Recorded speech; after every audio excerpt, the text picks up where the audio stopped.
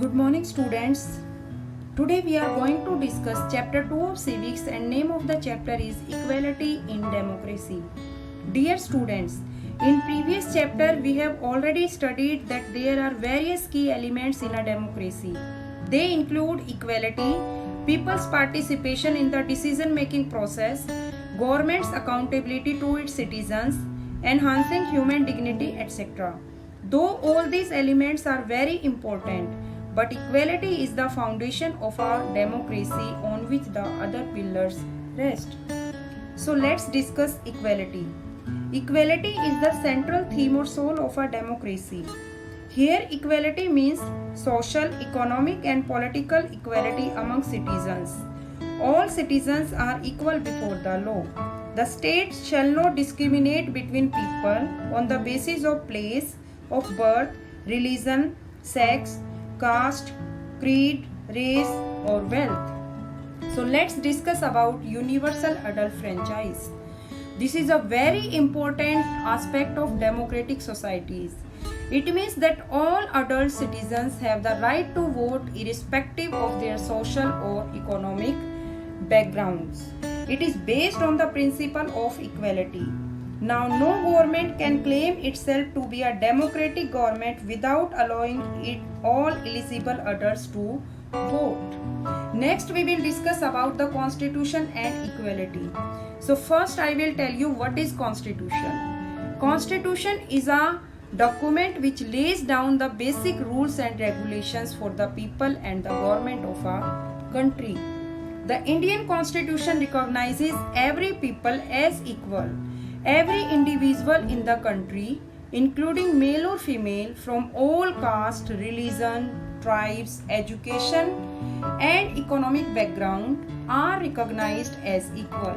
In our country, there are laws to protect people from discrimination and ill treatment. So next we will discuss about the important provisions in the Constitution on equality. According to Article 15, every person is equal before law. No person can be discriminated against on the basis of their religion, race, caste, and gender. Every person has access to all public places, including playground, shop, market, hotels. All person can use public wells, roads, and bathing ghats. Untouchability is also abolished. So next we will discuss about inequalities in daily life. Our constitution gives us the right to equality. Yet this does not mean that inequality doesn't exist in our country. In our daily life we still find many examples of inequality, like poverty and lack of resources. There are a significant number of people living below poverty line in India, whose daily living and working conditions are far from equal. They hardly manage 2 square meals in a day. They have to live in slums areas. They cannot get good medical or educational facilities. Next is the caste system. The caste system is another form of inequality in India. It is a system in which lower caste people are discriminated by upper caste people. In our country, the lower caste people, they are also called untouchables, Dalits, or scheduled caste. Dalits have been facing discrimination in many fields of everyday life. They were excluded by the upper caste people. They could not even use the public facilities. They were not allowed to enter the homes of the upper caste or even enter temples. Even today, this system prevails in rural areas. In addition to this, people are being discriminated unequally on the basis of differences of religions and the culture they follow, the language and accent they speak, their religions, the color of their skin, etc.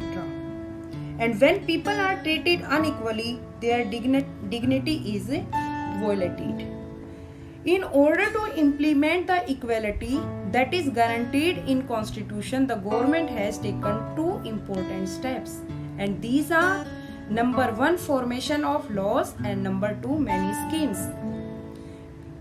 Forming laws that protect every person's right to be treated equally. Government has launched various programs to help disadvantaged communities. These schemes are to ensure greater opportunity for people who have been treated unequally for several centuries. For example, Midday Meal Scheme. Midday Meal Scheme refers to the program introduced in all government elementary schools to provide children with cooked lunch. In 2001, the Supreme Court instructed all states to implement midday meal scheme in their schools. Or children, you know, Tamil Nadu was the first state to start midday meal scheme in schools. And this midday meal scheme had many positive effects, that are more poor children began enrolling and regularly attending school. This program helped reduce caste prejudice because both lower and upper caste children in the school eat meal together. This program also provided food and nutrition to children of poor families who were not able to provide healthy nutrition to their children.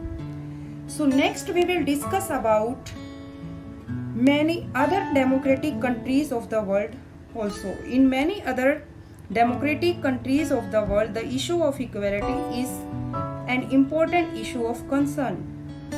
For example, in the United States of America, African Americans were treated extremely unequally on the basis of their color. African Americans were treated unequally in the US. For example, when traveling by bus, they either has to sit at the back of the bus or get up from their seat whenever a white person wished to sit.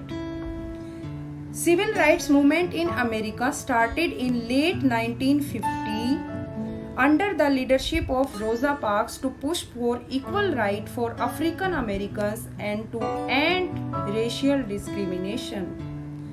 On December 1st, 1955, Rosa Parks, a 42-year-old African American woman, boarded the bus to go home from work.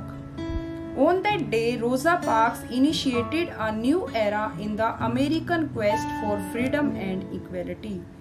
The Civil Rights Act came into being in 1964 that prohibited discrimination on the basis of race, religion, or national origin. In this way, inequality is the biggest challenge to democracy. This was all about this chapter. Thank you.